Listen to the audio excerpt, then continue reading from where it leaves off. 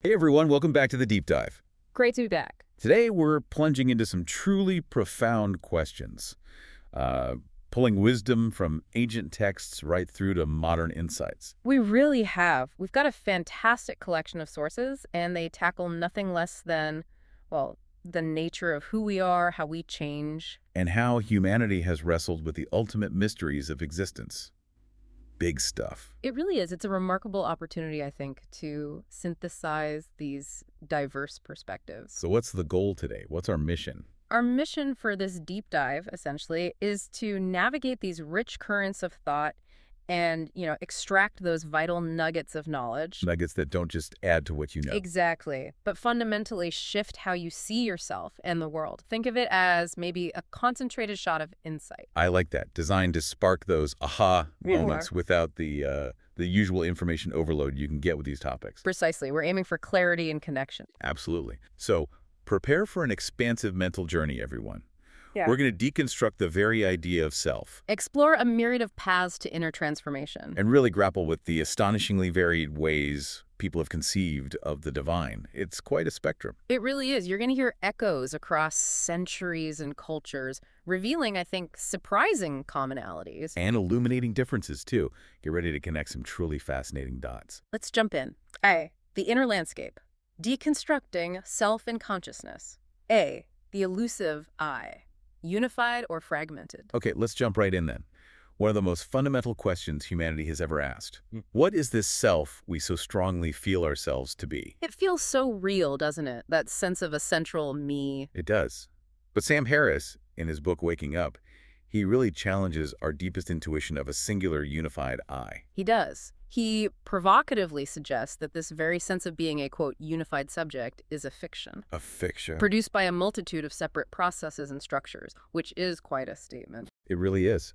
And this isn't just, philosophical musing on his part.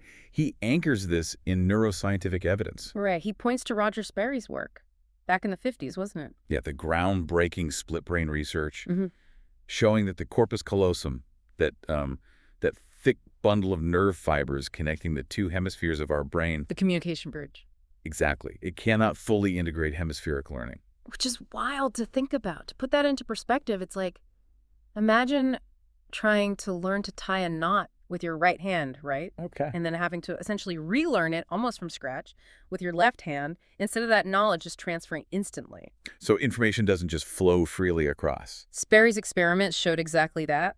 Information, even experiences processed in one hemisphere, might not be fully accessible to the other, creating, in essence, two separate streams of consciousness within a single skull. Two streams in one head, Yeah. that's mind-bending. And Harris takes that further, doesn't he? He asks. Yeah, he poses the question. Given this partitioning of information, how can our brains not harbor multiple centers of consciousness even now? It makes you truly question whether the I you feel, the one listening right now, is actually a coherent whole. Or just a really convincing illusion. Yeah, an elegantly constructed illusion put on by this, like, orchestra of distinct neurological processes. Yeah. It's almost like our brain is a high-functioning committee Mm-hmm. that produces a single spokesperson, and that spokesperson is you. That's a great analogy. And that scientific perspective suggesting a fragmented self, it immediately brings to mind an intriguing contrast with, Maybe it deepens it, or perhaps deepens, more ancient views that speak of a fundamental underlying unity. like the Upanishads. Exactly. The Upanishads from ancient India, they speak of a self to be seen only by mind, a self in which there are no differences. No differences at all. That's a strong claim. It is. And it comes with a rather stark warning stating whoever sees differences in it gets death after death. Wow, okay. So seeing separation is the big mistake here. According to this view, yes. This powerful text then describes this deeper self, or Atman, that innermost individual self or soul, as the great unborn self among the breaths that consists of knowledge. Unborn. So eternal. Eternal, yes.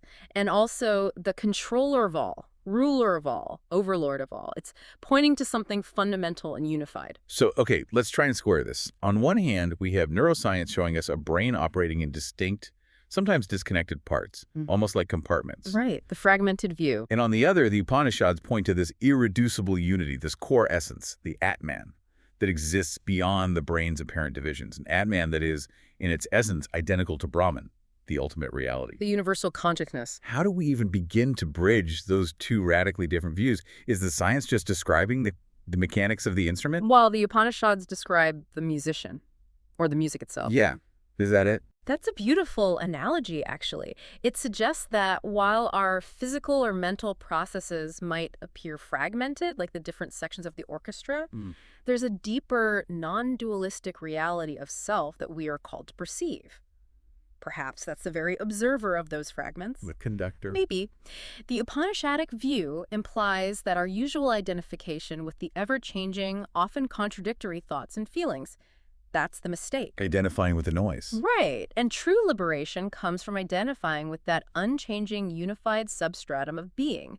It's not about denying the brain's complexity, but recognizing that our deepest identity, perhaps, transcends it. Okay, that helps frame it. Yeah. Now, building on that, the untethered soul offers a compelling twist. It suggests that consciousness itself, your pure sense of awareness, isn't a fixed point.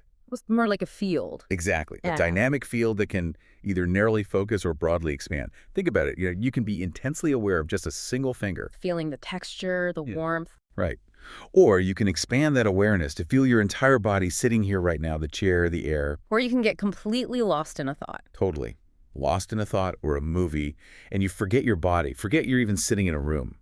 Your sense of self just dissolves into the object of attention. And the book states, your sense of self is determined by where you are focusing your consciousness. Which implies a choice. A profound, active choice in how we experience ourselves. That feeling of a singular I isn't necessarily fixed, like some preordained thing, but maybe an ever-shifting point of focus within this larger field of awareness. It's about where we choose to direct our internal spotlight. Which makes our sense of self far more malleable, more conscious than we often assume. It puts the ball very much back in our court, doesn't it, as the experiencers? It really does. Okay, so that's a lot to take in. The self as potentially an illusion. Ancient texts pointing to a deep unity, and modern insights suggesting awareness is this dynamic, choosable field. How do these threads weave together, especially when we look historically? Well, if we consider the bigger picture, this tension, this dance between multiplicity and unity in the self, it's an enduring human quest. It echoes across centuries. Augustine comes to mind. Augustine, exactly. In his Confessions, he wrestled profoundly with this very internal complexity and vastness. He marveled at the power of memory, calling it a great, a fearsome thing, a deep, endless complexity. He described it almost like a landscape, didn't he? He did. Fields and grottos and caverns. Yeah. Countless and full of countless things of countless kinds. He was acutely aware of the sheer volume of thoughts, feelings, memories packed inside. Yet, despite all that inner chaos, Despite that immense inner landscape, he still held on to a singular sense of self. He says, yet this is the mind and this is me, myself. wow, Which really highlights the profound human need, maybe an innate drive, to reconcile that internal multiplicity, all those thoughts, memories, processes, with a sense of a continuous core identity. So it's not just about what the self is, maybe, but how we relate to that inner experience. Exactly. How we perceive it, how we hold it together, often with this inherent drive to find some kind of unity amidst the apparent chaos. B, the ego, guilt, and the personality's influence. Okay, so moving from that broad concept of the self to something a bit more specific, the ego. A Course in Miracles offers a really stark definition. Stark is the word. It doesn't mince words, does it? Not at all. It says the ego's entire purpose is fear. Because, and this is the key part, only the fearful can be egotistic. So fear is the bedrock of ego in this view. Seems like it. And the text doesn't pull any punches about guilt either. It presents guilt not just as, feeling bad about something you did. But as something much deeper. Much deeper. It calls guilt the symbol of attack on God, an inherent state of separation. It's seen as inherently disruptive and divisive, actively breaking down any sense of wholeness or peace. That's a radical reframing. What's truly revolutionary about this perspective, I think, is the assertion that follows. What is truly blessed is incapable of giving rise to guilt and must give rise to joy. Incapable of giving rise to guilt. Only joy. Right. So this frames guilt not as some moral necessity or an inevitable part of being human. Like a corrective mechanism. Exactly. Not as that, but almost as an error in perception. A deviation from a reality that is inherently blessed and joyous. The Course implies that if something is truly blessed, it simply cannot produce guilt. only joy, only peace. And for those caught in guilt, The text is clear. God would release you from it and set you free. This divine offering, this path to freedom, has never changed. It indicates a constant, unwavering way out of this divisive state. so it's a profound reframing of guilt itself, asking us to question its fundamental validity almost. It's reality, yes. That is powerful. But I can already hear some listeners thinking, wait a minute. Many traditional spiritual paths see guilt as necessary, like it's a guide, a way to steer us away from wrongdoing. How do we reconcile that? That's a critical point. The Course isn't necessarily dismissing personal responsibility, I don't think, but it's shifting the motivation. From fear too. From fear of punishment or the heavy weight of guilt to potentially being motivated by love, by joy, by a desire for reunion with our true blessed nature. Guilt, in this view, is like a self-inflicted wound that just keeps the separation going. And perpetuates the cycle. Right. So the path out isn't necessarily penance in the traditional sense, but a change of mind, an acceptance of that divine offering of freedom. It really asks us to look at the purpose behind our emotions. Does guilt truly inspire joyous correction? Or does it just trap us? Or does it often trap us in cycles of self-blame and feeling stuck? It's a question worth asking. It definitely is. It's about discerning the source of our motivation for change. And the seat of the soul adds another layer here, elaborating on the personality's role. It makes a clear distinction. Between the transient and the eternal aspects of us. Exactly. It states that fearful and violent emotions, things like anger, fear, hatred, vengeance, sorrow, shame, regret, indifference, frustration, cynicism, and loneliness, these are experienced only by the personality. So the temporary conditioned self. Right. These are presented as the transient conditioned parts of us. But then, in powerful contrast, love, compassion, and wisdom are described as experiences of the soul. That's a strong invitation to shift where we place our sense of identity. Definitely. But it immediately raises the question, how do we actually tell the difference between the personality's illusions and the soul's truth? Especially when those fearful emotions feel so incredibly real and compelling. They really do. Anger can feel very justified sometimes. Absolutely. The seat of the soul clarifies this by stating that the illusion for each soul is created by its intentions. By its intentions. Okay. This is crucial. It implies we aren't passive victims of our emotional states, but active participants in creating our own reality, even the challenging parts. So we're involved in creating the illusions. In a way, yes. Through the intentions held within the personality, it's almost like, our personality is a demanding toddler. I like that. Throwing a tantrum with anger or fear, and the soul is the wise parent, recognizing these outbursts not just as noise, but as signals for a deeper, unmet need. That's a great analogy. So even these negative emotions, the ones we often try to push away or shut down, they aren't just obstacles. They actually serve a purpose. Exactly. The text explicitly states, every experience of fear, anger, or jealousy is an illusion designed to bring your awareness to parts of your personality that require healing. Designed to bring awareness, so they're like signposts. Precisely. Not punishments, but signposts, drawing our attention to where inner work is needed. They become opportunities for growth, ultimately guiding us toward genuine, authentic empowerment by helping us heal and integrate these fragmented parts of ourselves. So it's a holistic view, almost therapeutic. Even our darkest feelings can be catalysts. Yes, catalysts for self-discovery and conscious evolution. The challenge, of course, is to greet them with curiosity, with that unconditional friendliness Tara Brach talks about, rather than meeting them with judgment or condemnation. Which is easier said than done sometimes. Oh, absolutely. It takes practice. Diverse paths to inner transformation, discipline, love, and practice. Okay, so we've explored this intricate, sometimes contradictory inner architecture of the self, the ego, the personality. Now we turn to perhaps the even more pressing question. How do we actually change this inner landscape? Right. What are the paths? What are the disciplines, the transformative forces that traditions across the globe have pointed to for inner growth? Where do we start? A, the discipline of self-reliance and renunciation. Well, many paths to transformation seem to involve some form of discipline. And this can really range, can't it? From mild self-control to quite radical renunciation. A huge spectrum. Hermann Hesse's Siddhartha gives us a really vivid depiction of the more extreme end with the character as Siddhartha himself. He encounters the samanas, right? Yes, described as ascetics on a pilgrimage, 3 skinny, withered men surrounded by loneliness, strangers, and enemies to the world. A stark image. Very stark. And Siddhartha, seeking a deeper truth, rejecting his comfortable Brahman life, He just dives right in. He joins them, embracing an extreme form of self-denial. And his renunciation wasn't superficial, was it? It wasn't just giving up dessert. Not at all. He renounced home and his parents, renounced his birth and possessions, renounced his free will, renounced all friendship. Wow.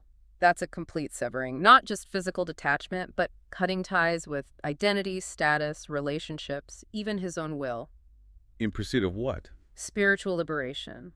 It's an intense, almost brutal act of saying no to everything familiar, everything comfortable, in order to find something entirely new within himself, a truth he believed lay beyond the reach of ordinary life. It really embodies giving up the known for the unknown, doesn't it? Absolutely. It's a powerful illustration of the lengths some are willing to go in their quest. And this intense self-denial, this renunciation, we see echoes of it, maybe in a more internalized way, in other traditions too. Like Theologia Germanica. Exactly, that profoundly influential anonymous text. It speaks of Christ's life being characterized by true, pure humility and poverty. But it goes further, doesn't it? It indicates that a true follower of Christ must also experience thorough humility and poorness of spirit. Poorness of spirit. A lowly, retiring disposition, and a heart laden with a secret sorrow and mourning, so long as this mortal life lasteth. That sounds quite heavy. A secret sorrow. It emphasizes an internal, egoic renunciation, a surrender of self-will, of pride, as much as, or maybe even more than, giving up external things. So it's not just about not having stuff. Not primarily. It's fundamentally about giving up the I, me, mine to allow, as the text puts it, the eternal will to live through oneself. That's the essence of spiritual poverty here. That's not easy. Far from it. It's presented as a constant inner struggle against the self-serving impulses of the ego. No. Now, for you listening, this kind of extreme path might feel, well, daunting, maybe even impractical in our modern lives. It can certainly seem that way. But there are more accessible forms of discipline, right? Look at Henry David Thoreau in Walden. Thoreau offers a different model. Not total renunciation, but deliberate simplification. He found a different kind of self-reliance. He famously maintained himself solely by the labor of my hands, working just about 6 weeks in a year. Just 6 weeks, to have the rest of his time free and clear for study. Imagine that. It was a conscious choice, wasn't it? To live with little capital and little distraction. And he was critical of how consumerism, or trade, as he put it, curses everything it handles. So his discipline wasn't about asceticism for its own sake, like the samanas, perhaps. No, it seems it was about creating space, freedom, for intellectual and spiritual pursuits.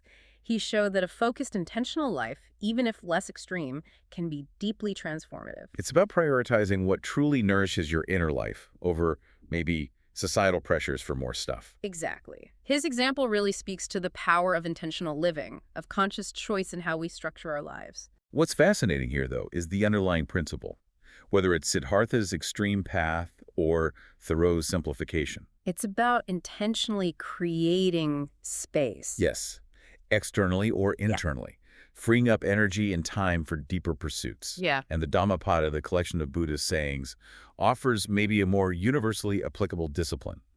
Less extreme, perhaps. Rooted more in ethical conduct. Right.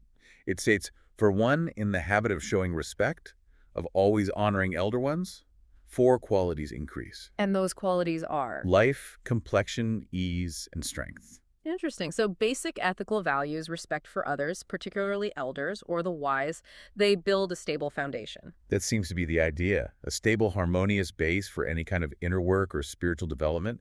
It suggests that even simple, consistent ethical behavior is a form of discipline. A discipline that yields tangible benefits. Yeah. Not just for you, but for your interactions, fostering an environment where growth is possible. It's like cultivating fertile ground before you try and plant anything delicate. That's a perfect analogy. And Marcus Aurelius, the Roman emperor, the Stoic philosopher, his meditations would certainly resonate with this idea of foundational virtues. Absolutely. For the Stoics, the primitive virtues included things like simplicity or sincerity of the soul, along with prudence and patience. It's all about acting in accordance with reason and the law that governs all things.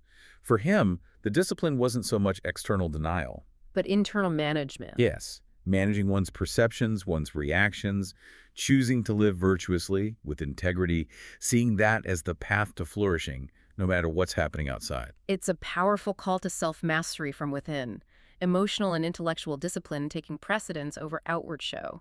B, the centrality of love, human and divine connection. Okay, so discipline is one major path. But beyond that, or maybe alongside it, love emerges as this incredibly powerful transformative force across so many of these texts. It really does, bridging human connection and often a connection to the divine. Erich Fromm's classic, The Art of Loving, really centers this. He posits that the full answer lies in the achievement of interpersonal union, of fusion with another person in love. But he adds a crucial and often misunderstood caveat, doesn't he? He does, he argues. My own self must be as much an object of my love as another person. And then this singer, if an individual is able to love productively, he loves himself too. If he can love only others, he cannot love at all. Cannot love at all. That's strong. It is. It challenges that idea that self-love is automatically selfish. And Fromm is very clear about this distinction. He states that the assumption that self-love and selfishness are identical is the very fallacy which has led to so many mistaken conclusions. So how does he define the difference? He explains that the selfish person is fundamentally interested only in taking, finds no pleasure in giving, and lacks genuine interest in the needs of others or the preservation of their integrity. That's selfishness. Okay, and self-love. True self-love, according to Fromm, involves care, respect, responsibility, and knowledge for oneself. It's the foundation. It's a prerequisite for being able to love others genuinely and productively. So without that inner foundation. Our attempts to love others can become skewed. They might be projections or attempts to fulfill our own unmet needs, rather than a genuine expression of overflowing care that comes from a place of inner fullness. So far from being selfish, authentic self-love is actually the wellspring. The wellspring from which all other genuine love flows. Yeah. That's Fromm's argument. That's a crucial redefinition. Self-love is a foundation, not a vice. And Conversations with God really echoes this forcefully, takes it maybe a step further, infusing it with a divine imperative. It does. It states, your first relationship, therefore, must be with yourself. Your first relationship. Yes. You must first learn to honor and cherish and love yourself. You must first see yourself as worthy before you can see another as worthy. It implies you literally can't see worthiness in others if you don't see it in yourself first. That seems to be the message. And then the text makes that really provocative statement. Blessed are the self-centered, for they shall know God. Whoa. Blessed are the self-centered? That turns convention on its head. It does, but it immediately redefines self-centered, not as egoism, but as being centered in one's highest, truest self, the self connected to the divine. Okay. That context is key. It really challenges those conventional religious ideas about always putting others first. It suggests that until you recognize your own inherent holiness, your own blessedness, You can't truly perceive it in others. you can't. And any attempt to do so, the text warns, might lead to resentment. Yeah. You might end up crucifying those you elevate above yourself because you're constantly trying to get from them what you deny within yourself. It's a fascinating psychological insight presented spiritually. So how does this personal self-centered love in this redefined sense connect to the divine? Is it just a human thing, or does God get involved? The text clarifies this beautifully, I think. It portrays God saying, what is best for me is giving you what you decide is best for you. Okay, to unpack that. It continues, because what I am trying to be is myself expressed, and I am being this through you. Wow. So love isn't just human devotion to God. It's presented as a dynamic, co-creative act. Our choices, our self-expression, our journey of becoming our highest selves, that is how God experiences and recreates the divine. So when you choose what's best for your highest self. You are simultaneously aligning with and experiencing what is best for God. It makes love this reciprocal, ever-unfolding partnership in creation itself. That's radical and incredibly empowering, actually. It places so much significance on our individual journey. It really does. Now, Siddhartha's journey in Hesse's novel, it also leads him to a profound realization about love, doesn't it? Even regarding the Buddha, whom he initially left behind. Yes. He observes that the Buddha, who famously forbade us to tie our heart in love to earthly things, paradoxically demonstrated profound love through his actions. How so? Siddhartha reflects he loved people thus much to use a long, laborious life only to help them, to teach them. The love was in the service, the teaching. Exactly. He concludes, not in his speech, not in his thoughts, I see his greatness, only in his actions, in his life. That powerfully highlights love not just as an internal feeling or an abstract concept, but as a tangible force, expressed through compassionate service, through devoted action. It's a lived experience, a love that shapes an entire life in service to others, transcending mere words or doctrines. It underscores that maybe the truest measure of love isn't just what we feel, but what we do. A powerful point. And this idea of love as active service, as self-extension, is explored further in The Road Less Traveled by M. Scott Peck. Right. He describes genuine love as requiring vast amounts of energy. And disciplined focus. It's not portrayed as a fleeting feeling, but as a serious commitment that demands sustained effort and, importantly, wise discernment. Discernment, how so? Well, the book suggests we simply cannot love everyone in this deep transformative sense. Our energy is finite. Okay, that's practical. So, it argues, we must choose where to invest that loving energy specifically, with those who can benefit from your love with spiritual growth. So it's almost strategic, a strategic application of love. You could say that, a practical, purposeful approach. Recognizing that our resources are limited and should be directed where they can be most productive for spiritual evolution, both for the other person and, implicitly, for ourselves. It emphasizes that authentic love is about fostering growth, not enabling dependence. Precisely. And that wise discernment is an integral part of truly loving.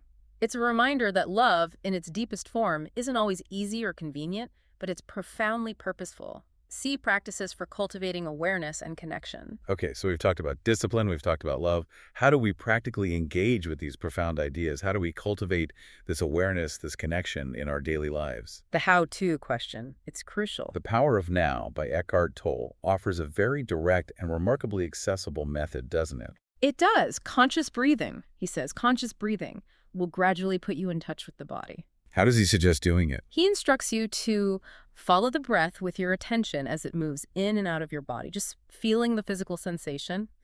And then feel that luminous substance filling up your body and making it luminous also. Feeling the life energy itself. Exactly. This simple practice shifts your focus. It takes you out of the incessant chatter of the mind, what Tolle often calls the pain body or the egoic mind, and grounds you in the immediate, tangible experience of your body right here, right now. It's a doorway to the present moment. A direct route. It allows you to access a deeper sense of awareness, of presence, and begin to feel that inner energy anchoring you to the now, stepping out of the stream of constant thinking. And what's really potent here is how this focus on present moment awareness, like in The Power of Now, aligns so well with the teachings in Tara Brach's radical acceptance. Yes, her emphasis on pausing again and again. What happens in that pause? In that pause, she encourages us to let go of thinking and doing, and we become intimate with what is happening in our body, heart, and mind. Become intimate with whatever is there. Yes, and the crucial element is the attitude we bring, the importance of approaching this inquiry with unconditional friendliness towards oneself. Even when what's there is uncomfortable, Yeah. like anxiety or failure. Especially then, this non-judgmental acceptance of our internal state, whatever it is, anxiety, sadness, self-criticism, it creates a safe space for genuine awareness to emerge, instead of fighting or pushing away difficult emotions. We observe them with kindness. Exactly, allowing them to be understood and eventually perhaps transformed. It's about being fully present with whatever is without needing it to be different. Which takes courage. Definitely. Now, Be Here Now by Ram Dass, that seminal text for so many. It introduces specific practices too, like japa. Right, the repetition of a mantra, which is the name of God, like Rama. The purpose being to bring you closer to oneness with the divine. And he has specific advice on how to do it, doesn't he? Yes, he advises, don't do mantra, let it happen to you. Let it happen. Which highlights that the practice isn't about forcing it. It's not intellectual exertion. It's about allowing the sacred sound to permeate your being naturally, almost dissolving the boundaries between the chanter and the chanted name. A kind of surrender to the sound. Yes. And the text also includes physical disciplines like yoga postures, dhanurasana, bow position, and others, suggesting a holistic approach. Preparing the body as well as the mind. Exactly. Preparing and purifying the body to support these deeper meditative states. It's about creating the right conditions, physically and mentally, for divine connection to arise more spontaneously. A dance, perhaps, between active discipline and passive surrender. If we broaden our view again, the Philokalia, that foundational collection of Eastern Orthodox spiritual texts. It talks about practices, too. Yes, it speaks of virtue, spiritual reading, and contemplation as ways to detach the intellect from form and matter. Detach the intellect. Leading to what? Leading to undistracted prayer. It's about purifying the mind and heart, aiming for a state of profound inner stillness, hesychia. And they took this very seriously. Extremely seriously. It mentions a monastic tradition where one individual was so absorbed in contemplation of true goodness that they could apparently go 20 days without even asking for bread. 20 days, that's extreme commitment. It illustrates the depth of focus they aimed for. The goal is to cultivate this state of purity where the intellect is free from distractions, enabling a direct, unhindered union with the divine. A complete absorption that can even seem to transcend basic physical needs. It describes a journey from outward noise to inward divine communion. A process often called hesychasm, the practice of inner quiet. And for life's ultimate transition, death itself, the Tibetan Book of the Dead describes a profound practice. A practice of recognition, right at the very moment of death. It details how to guide the dying person. Guide them to what? To recognize the inner radiance of the ground. To see pure inner radiance reality itself. Oh, what is that radiance like? The text describes this radiant essence as a brilliant emptiness. Unimpededly radiant, brilliant, and vibrant. Brilliant emptiness. It's an intense practice. Aiming to help the individual realize their true nature is this fundamental, luminous awareness. To transcend the fear of physical death by recognizing the continuity of consciousness beyond the body. It's like a final, ultimate act of spiritual practice. An active reorientation of awareness to one's eternal, unconditioned nature right at the threshold of the greatest unknown. It speaks volumes about the human capacity for intentional consciousness, even facing dissolution. This naturally leads to that big question about continuity. What really happens after we die? Conversations with God offers a pretty radical perspective on this too. It does. It states, quite plainly, you do not stop creating when you die. You go on living. You go on living and creating. How? It describes the soul's experience after death as one of instantaneous manifestation from thought. Whatever you think manifests, and the ability to be in multiple places at once, moving with the speed of its thought. So consciousness, our capacity for thought and creation, continues, just without the physical limits. That's the idea, without the delay and limitations of a physical body, which leads the text to conclude, thought control is the highest form of prayer. Why? Because mastering your thoughts in this life is presented as direct preparation for that post-death state where every thought manifests instantly.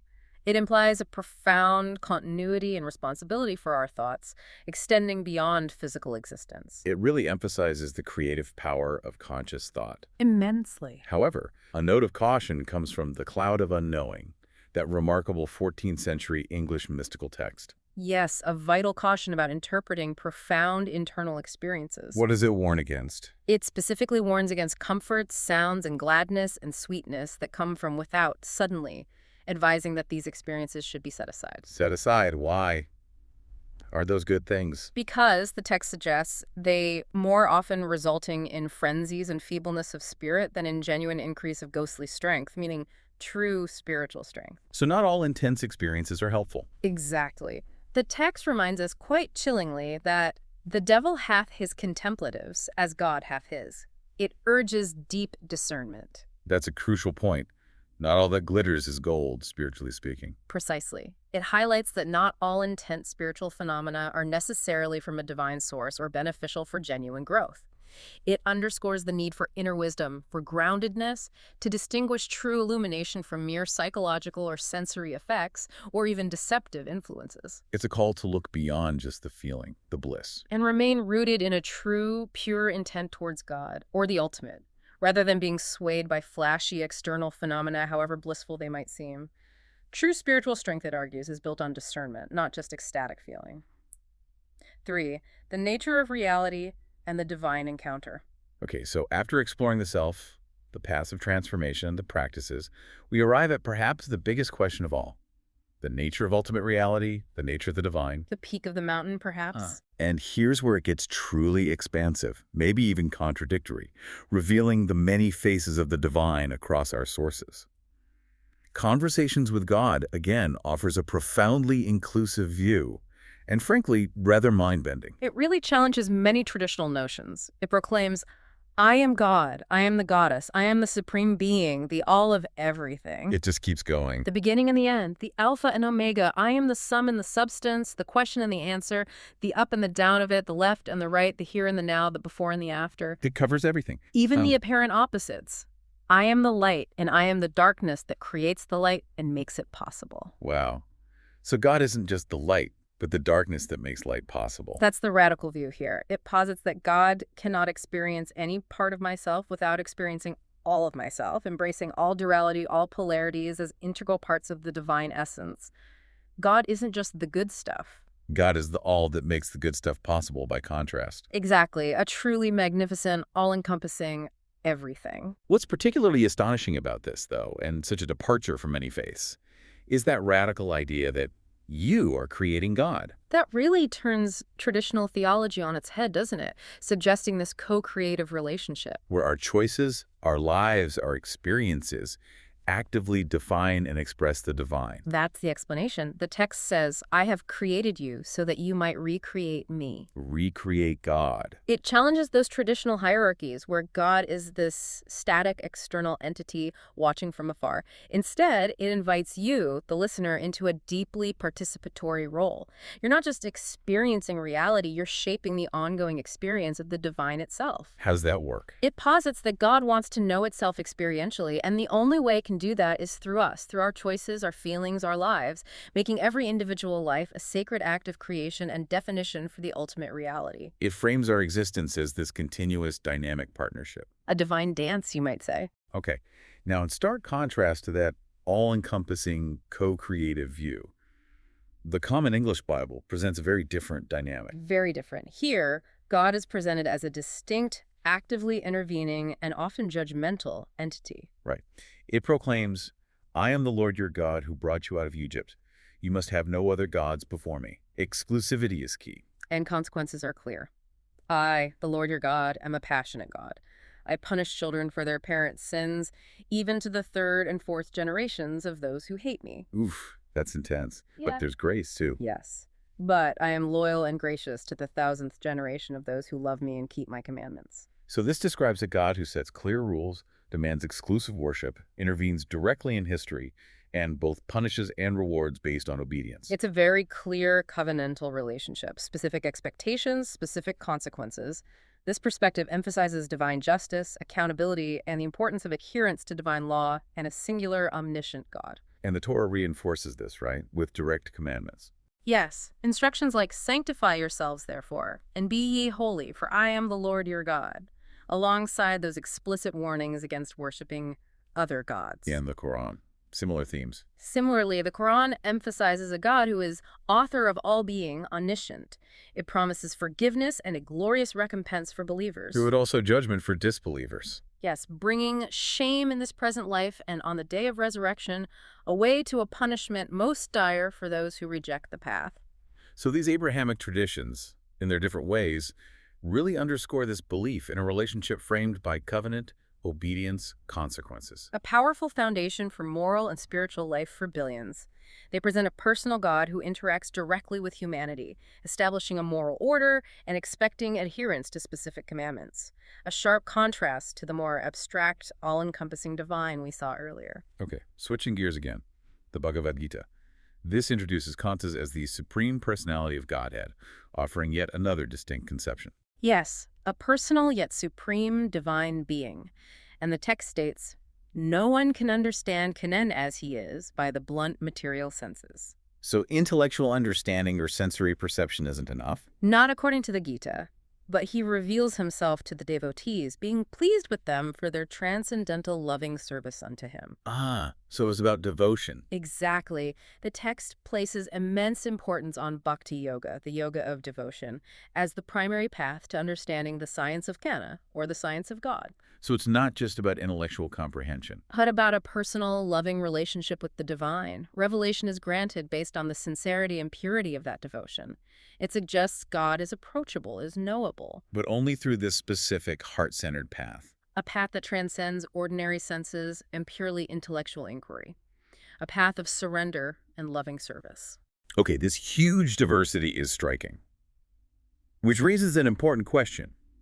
Given all these diverse, sometimes conflicting conceptions, how much is our human perception, our conceptual frameworks, limiting our understanding of whatever ultimate reality actually is? That's a profound observation, and one that philosophers and mystics have grappled with for millennia. Plotinus, the Roman philosopher who founded Neoplatonism. In the Enneads. Yes. He pushes this idea further, suggesting that maybe no positive statement can be made of God at all. Why not? Because, he argues, the human mind perceives reality in contradictions. Our very tools for understanding language concepts are inherently dualistic and limited. So any statement we make automatically falls short. That's the implication. He even notes that in certain traditions, like the Vedantas, the idea of an omniscient and omnipotent God is considered the ultimate form of ignorance. The ultimate form of ignorance. Yeah. Because any definition limits the illimitable. Precisely.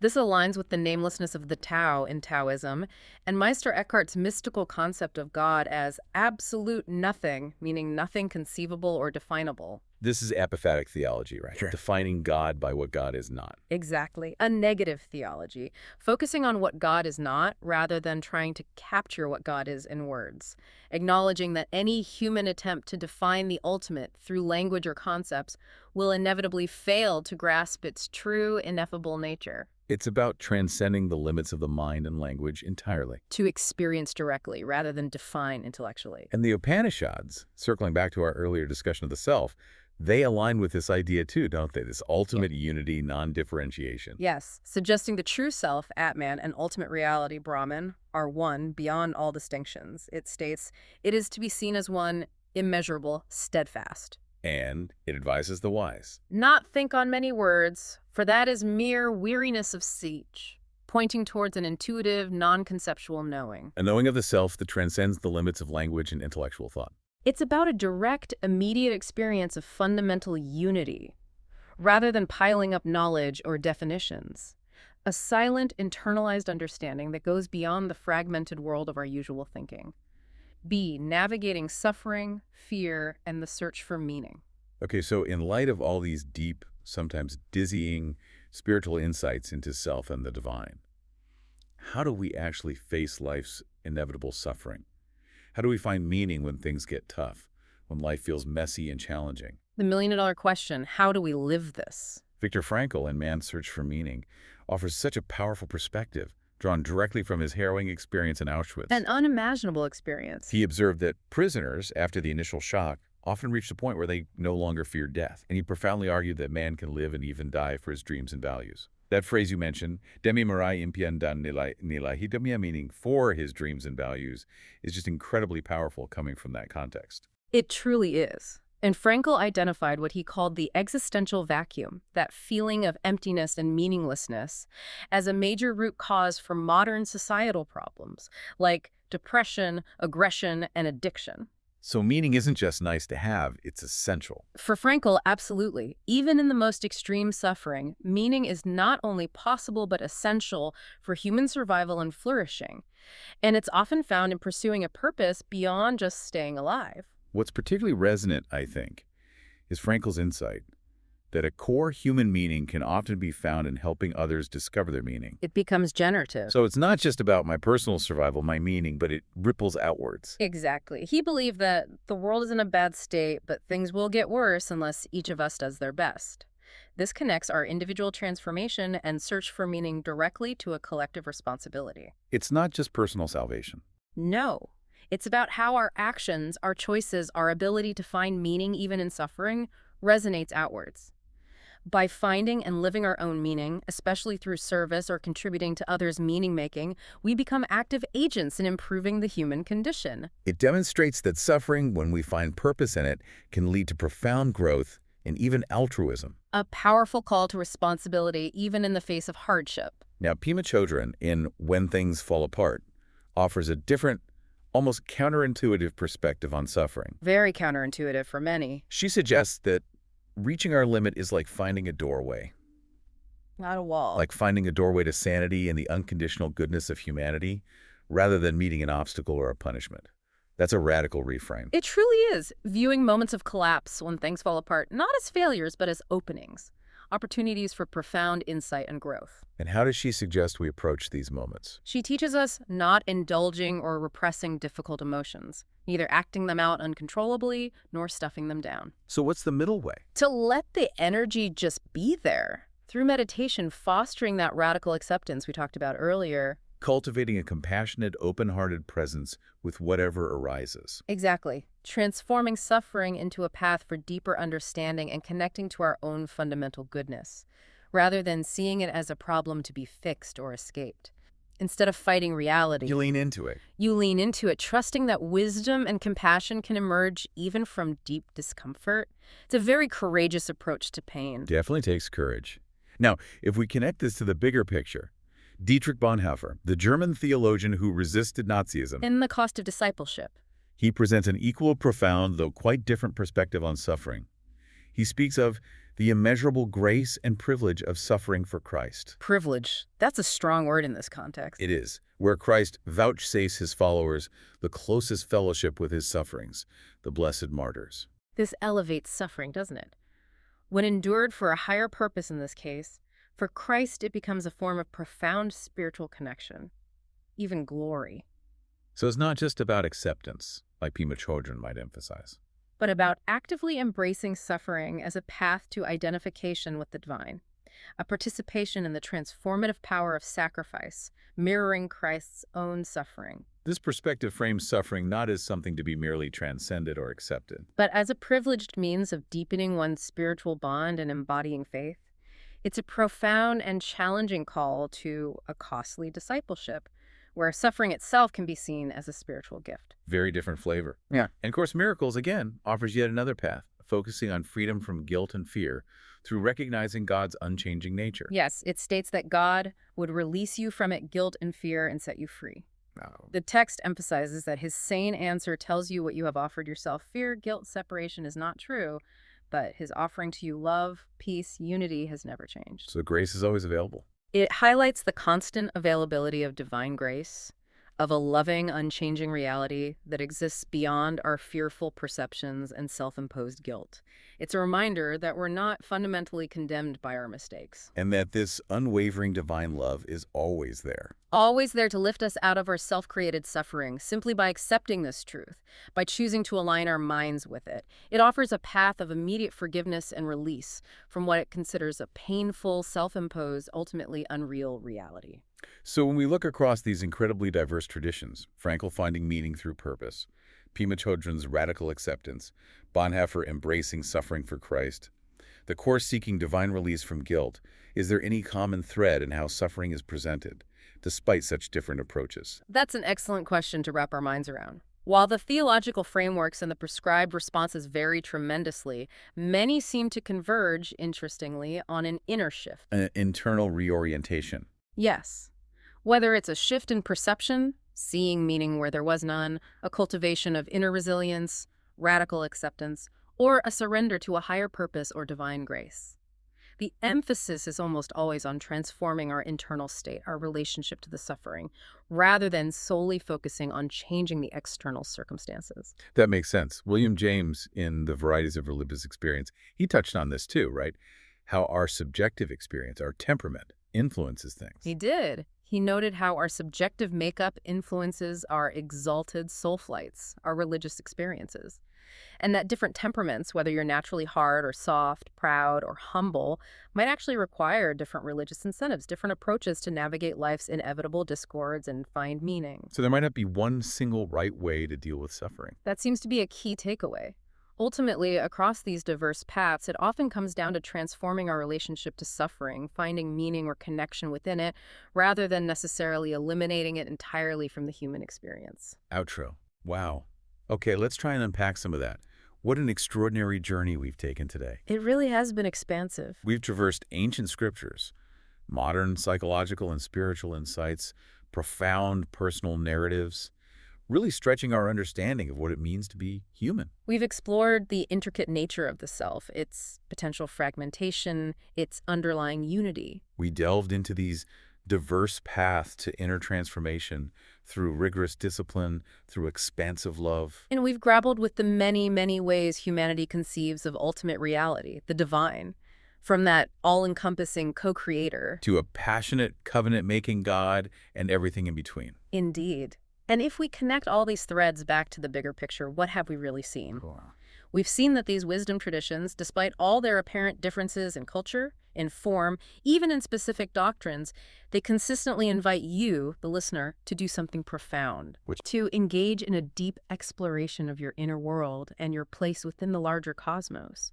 They challenge your fundamental assumptions about who you are, how you relate to suffering, what constitutes the divine. and they highlight the power we have. Crucially, yes, they highlight the immense, often untapped power of your intention, your awareness, in shaping your experience and your understanding of reality itself. So what does this all mean for you listening right now as you navigate your own life? Well, it seems clear that the search for meaning, for connection, for transformation, it's a deeply, fundamentally human endeavor. Expressed in countless beautiful, diverse ways across time and cultures. Exactly. And whether your particular path involves silent meditation or disciplined action in the world, or an expansive, unconditional embrace of love for yourself and others. The journey seems to be ultimately about becoming more fully who you are. Shedding illusions, perhaps, and aligning with a deeper, more authentic truth within yourself. Which brings us to a final question for you to consider. As you reflect on these rich, sometimes challenging perspectives we've explored today, from the fragmented self to divine unity, from tough discipline to radical acceptance, what resonates most deeply with your own experience right now? And maybe what small, intentional step might you take today or this week to further your own personal journey of understanding and conscious living? Just one small step. And here's a final provocative thought to leave you with. What if the true deep dive isn't just into texts and ideas, however profound they may be? But into the living, breathing experience of being, right here, right now, with all its complexities, its challenges, its joys. And its constant potential for revelation, making every single moment an opportunity for profound discovery.